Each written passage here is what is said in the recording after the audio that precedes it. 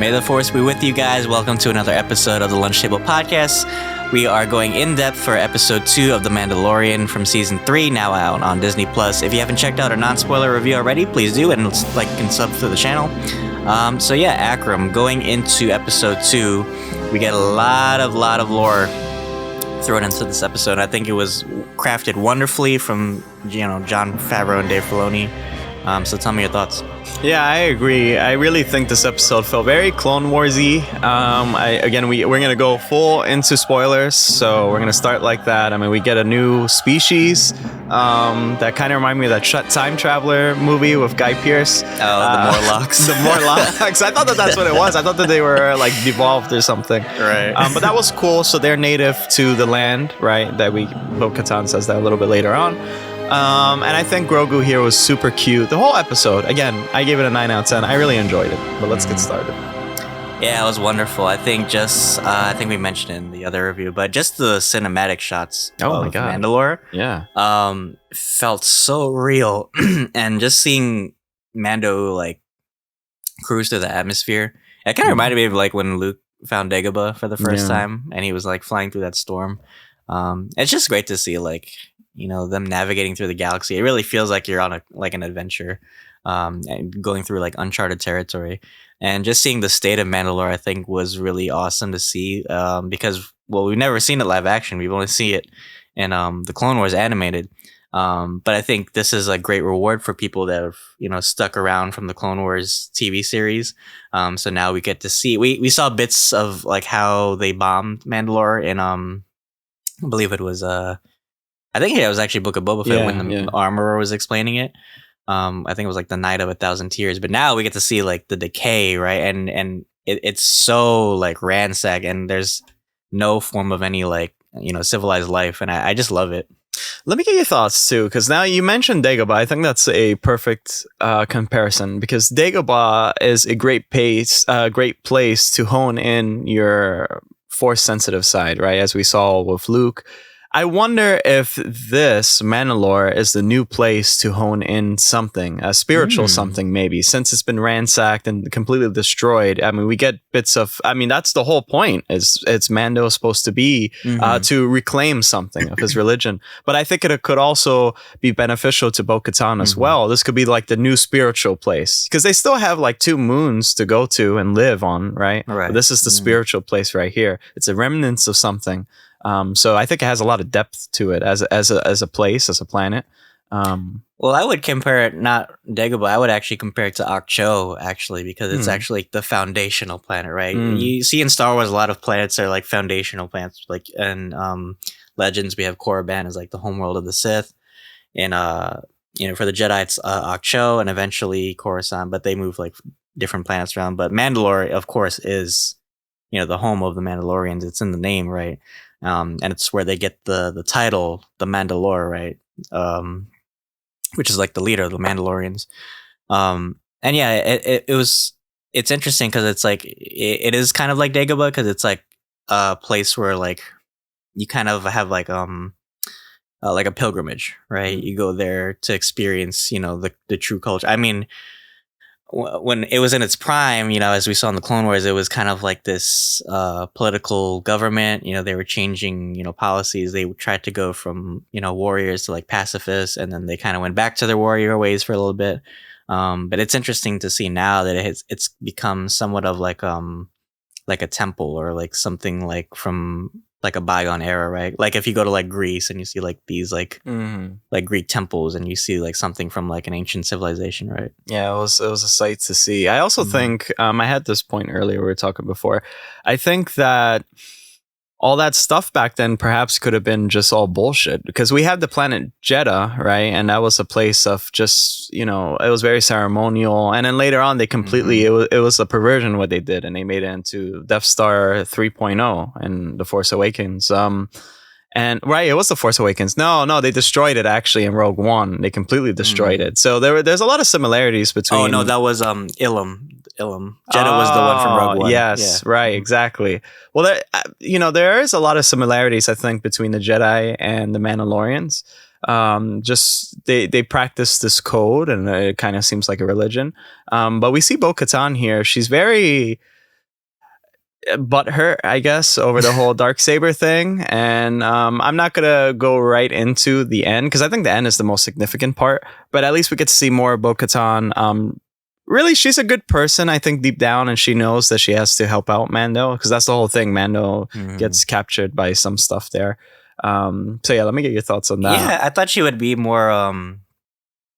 I don't know, I guess more bitter towards Din Djarin. She was like, good. Right? Something to good go riddance, right? Yeah. But I actually see, like, I think deep down she has this utmost respect for Din. Because I think she sees that, the Mandalorian ways are dying, right? They've been splintered by, war and factions. But I think when she sees Din, I think she sees the Mandalorian way surviving through him. Because he's so into the religion, right? Or at least the religious aspects of it, because they're very like a nomadic like warrior race. We rarely see like Mandalorians really like practicing the creed, right? So I think she kind of like harbors like a respect for him, even if she hates him for winning the Darksaber. And I think she wants the Mandalorian way to survive. And I think even though she has like disagreements with his faction, there's still like like a fraternity in a way. So I think she has like that deep respect for him. Yeah, and she has a lot more experience than he does too. And I think that she just feels like a lot has been stolen from her. Her land, the people are gone. And like she's really abandoned. So I could understand her mindset at the moment. Whereas there's always this bigger picture with Mando and this bigger adventure, so that's the complete contrast between those two. Is like she's set in her ways and she's going to stay there. I really find it beautiful. I love Mandalorian so much because it's so poetic in some ways and very like there's a lot of intricacies that are so detailed and poetic and always allude to the bigger picture. And yeah, so we get also R5. I wonder if R5 is really going to stick around for the long run. I mean, in a lot of reviews said he's going to probably be a new sidekick. Look, if you're not R2, the lifespan of an astromech isn't that long in Star Wars. They're probably going to pick him apart or something. What if he sold, like at the end of the season, he sold him off for drinking money? He sold for R5. That's so terrible. Yeah, for spare parts. He gave him to those little things. He's like, here's spare parts. I probably hate Din Djarin more. I'll be like Bo-Katan. I'll like. He's like, yeah, but that was cool. I like that they throw like little bits of like the original trilogy in it because the original trilogy is really overlooked sometimes. I think sometimes we think immediately to like the prequels or the sequels, or sometimes even like Legends. It's cool that they find ways to bring back the magic of the lightheartedness that the original trilogy had, the roots. And I love how they also touch on that too and add a more spiritual, magical side. So I think they take good elements from each trilogy except the sequels, but from the original and there's not much to pick from that pot.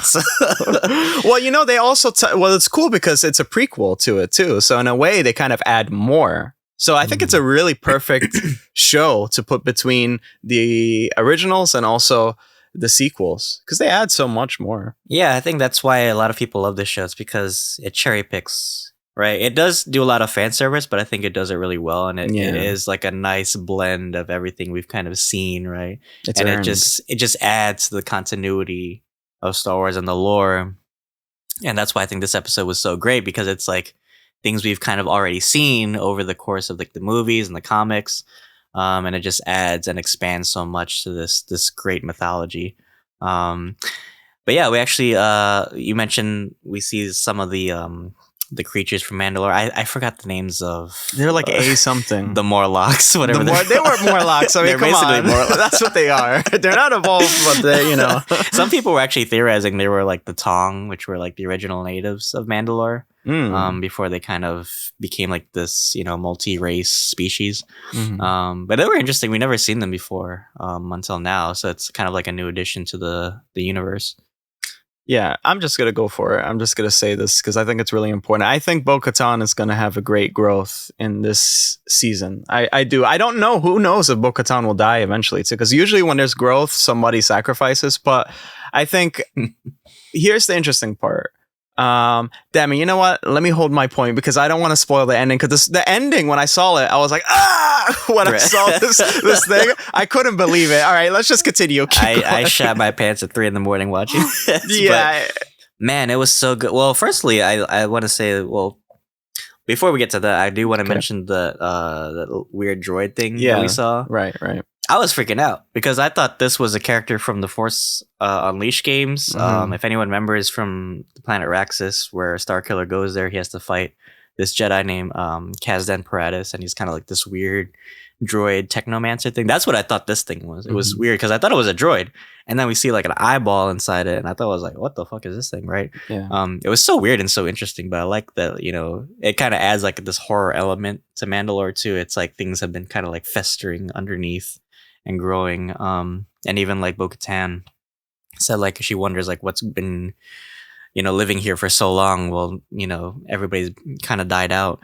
But yeah, so then Bo-Katan rescues Mando, and then they have like this nice little chat. And I like too that she's kind of, I've always like think like they're similar and different in so many ways, because Bo is like more like a freedom fighter, and Mando is kind of like this religious, I guess, like pilgrim, like I said. And it's funny because like Boba Fett, he's like more of the merc, right? The bounty hunter. So they have like different perspectives on like what it means to be a Mandalorian for them. And I think that little, even like the little quip she has where like, oh, you've never had this soup before? Yeah. That must be some good soup. I don't know. But, yeah, good soup. Right. Yeah. She says like, oh, well, I grew up on this stuff, you know? So it's interesting to see like how more of a Mandalorian she is and how more of a Mandalorian Din is, right? In their own kind of way. But yeah, they even have like this great dialogue where they're walking through Mandalore, and she even mentions like, you know, her family and how her father died defending Mandalore. And I think that was a great scene because like Din actually like pays respect to her father. This and is she the says way, like, this is the way. I thought that was a great scene. Mm. But then we finally see what we've all been waiting for. Which is the bath. He takes a shower. Yeah, the shape of water. Whatever. The way of the water. Yeah. The shape of water. That's a love story, my friend. I don't know. I don't know, but yeah. So we see the. I keep saying the way of the water. The what's the Metakain come up? The Navi were there. Yeah. What's it called? The waters of Mandalore. Yeah. Yeah. So then you know, he takes a bath. I kept thinking like it was so weird. Like I thought he was gonna like strip. Like He keeps the helmet on, but he's like butt naked from the neck down. I was like, oh, okay. I was like, woohoo, spicy. But yeah, he actually he has like kind of like this baptismal ritual, and I think it was kind of symbolic from like the first episode when we see like the kids getting like poured like water over him. So it takes like even from like our world too, right? From like Christian mythology and like different religions. Yeah. But then he gets pulled into the water, and then I guess you want to take us through what happens next. That was kind of embarrassing. I'm not gonna lie, because it was so badass, and she was watching over, and she was like, "Yeah, this is badass." And then all of a sudden, I guess he's too heavy, so he sinks. That thing is so deep too, and it's he's sinking. But she goes right after him, and you know, she finds him right there at the bottom, and so she's like trying to get him and go up. And so she looks, and the light is flashing over this creature. And this creature eyes opens like this. And the second it did that, I saw these horns in the side. I was like, ah! I saw it. It's a mythosaur. I'm like, God, I felt like the Pedro Pascal. Yeah. I feel like to do the Pedro Pascal meme. Like, I couldn't believe it, dude. God. It was so great. I can't wait to see next episode what they're gonna do with that. Yeah, so we're finally getting the Mythosaur live action. That's crazy. We've been waiting for a long time for this. I mean, we've had like illustrations and books and kind of like, you know, Wikipedia searches, but we never seen this thing like live. We know it's a force of nature. And it's something that the Mandalorians worship because it represents strength. But seeing it live action was so like I freaked out from it. I was like Jar Jar when they were underwater. I was like, people outside heard you. Right? But I think this, and we're gonna get into it. Like I said in the other review, I think this is gonna be Bo-Katan's shot of redemption. I think she's gonna go through a little bit of a character arc in this series because I think now that first of all, I just want to say she was also great with the darksaber in this episode. Oh yeah, she was way more, better at it than Din was, but she didn't earn that, right? Mm-hmm. So now I think this is kind of like her second chance at becoming the leader that she wants to be, right? I think now that she knows that this thing is alive and it's so symbolic, I think she's either gonna tame it or maybe try to like hunt it or kill it and then maybe have it like a trophy. And then maybe that is how she gets back as the leader of the clans, right? Because Din might have the darksaber and that's a symbolic, weapon. But the mythosaur, now that's something bigger, right? That's like the foundation of Mandalore, right? So, I actually think the opposite. I think she's going to let go of everything. I think this is her time to let go. I think she has such a huge history in canon and through the cartoons. And she is so set in her ways and so distraught about what happened. And she feels like nothing. She has no purpose anymore. Mando has the darksaber, right? She thinks about the time when she was royalty. And that little plaque said that they conquered the mythosaur. They killed it off, right? It wasn't until Mandalore was destroyed completely and ravaged that wildlife came back, that the mythosaur came back. Perhaps in her mind, later on, she'll think, well, maybe actually it's like David says, maybe it's God's way in The Last of Us. Maybe this is actually a good thing. And the most toxic way to think that way, maybe this is actually a good thing that this happened because the natural elements have came back. Maybe we were the bad people for doing this, for hunting this mythical beast down. And so by seeing this thing alive and in it's all its might, right? And it's probably really knowledgeable. It's probably like Godzilla or something. There's a respect there. And now she sees that maybe the creed that Mando is with, maybe they're not so crazy. Maybe they're not actually a cult. Maybe they just have a different way of respect. That's why they always say this is the way. We see that in Boba Fett. We need to lead through respect. And that's something that she lacks. She thinks that she's entitled to everything, but you're just not that person to wield that. You're not right? that guy. You're not that guy. So maybe she sees that and it's a way of humbling herself. And she realizes, okay, there's a bigger picture here. It's not all about me. And so it's sad, but in a way, it's kind of like the weights are off her shoulders now by seeing that. And I think, who knows, perhaps they're just going to let it live. Maybe Mandalore will always be just a shitty place, right? You're not supposed to live there. Let that little species that we saw in the beginning live. Because they said that they were kind of living like the Tuscans in a way. I imagine that they were living in the outskirts, right? But now that they have free range to move around, maybe this is actually the way. So that's what I think about that. Oh, for sure. Yeah, those are great points, man. I definitely could see that happening too. It could go any number of ways, but yeah, I think I agree with you. I think Bo-Katan just kind of feels like she's lost so much, and then she's kind of seeing that like her way of doing things has kind of led to failure and has kind of led to like Din said, like the scattering of their people. And I think even just seeing, Din and Grogu's relationship kind of like harkens her back to, when she was like, with her sister too. So I hope that she kind of like changes. I hope they don't kill her off in like a stupid way this season or down the line. Yeah, I kind of want her to grow as a character and maybe see her like in later seasons of The Mandalorian. Yeah. But I definitely think there's going to be a change. It's either going to be negative or positive, but whatever you guys think, let us know in the comments. But yeah, overall, I think this was a wonderful episode. Some people might feel like it was filler, but I think it was a great addition to the lore. So what do you predict we'll see for episode 3? Yeah, I think for sure we're going to see more, hopefully more of the mythosaur. I don't know how long they'll remain in Mandalore. Probably they'll stay in Mandalore to do whatever, and then they'll leave at the end of the episode. I hope that the next episode's longer. I mean, this episode felt really well paced, I think. There was a lot that happened. I mean, that's what I really wanted. So, yeah, I think hopefully more in-depth with Mandalore lore.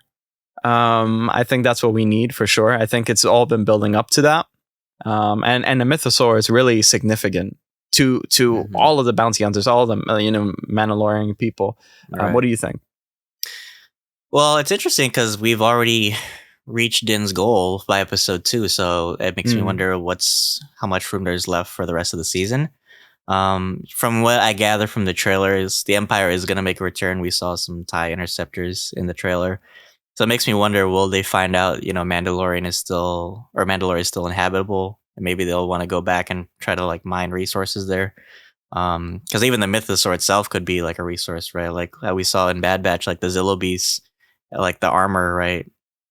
They could weaponize it somehow. I wonder too, like how like the other Mandalorians are involved, because I think we saw some of the Children of the Watch make a return to Mandalore, so maybe it's like this big civil war. Who knows? But oh yeah, and we still haven't seen Giancarlo Esposito. I don't know if he's gonna be featured this season as Moff Gideon, but I kind of want to see like what he's been doing, this whole time. But yeah, so much room for exploration and expansion of the universe. I love it. Every episode's great. But yeah, thank you guys so much for sticking in for this review of Mandalorian Episode 2, now out on Disney Plus for Season 3. Check out our other review if you haven't already. And of course, check out our other playlists as well. But Akram, why don't you take us away? Yeah, guys, as we said in the just regular review, we have so much content, man. We are so busy and so tired, but it's all the more fun. And please remember to like and share this video. It greatly help us out. And check out our other playlists. We're going to have this week The Last of Us Episode 9 review, The Last of Us Season 1 review, and also what's to come in the future for Season 2. But we have a lot of movie reviews this month as well. So as always, Dylan, say your thing. This is the way. This is the way. See you guys.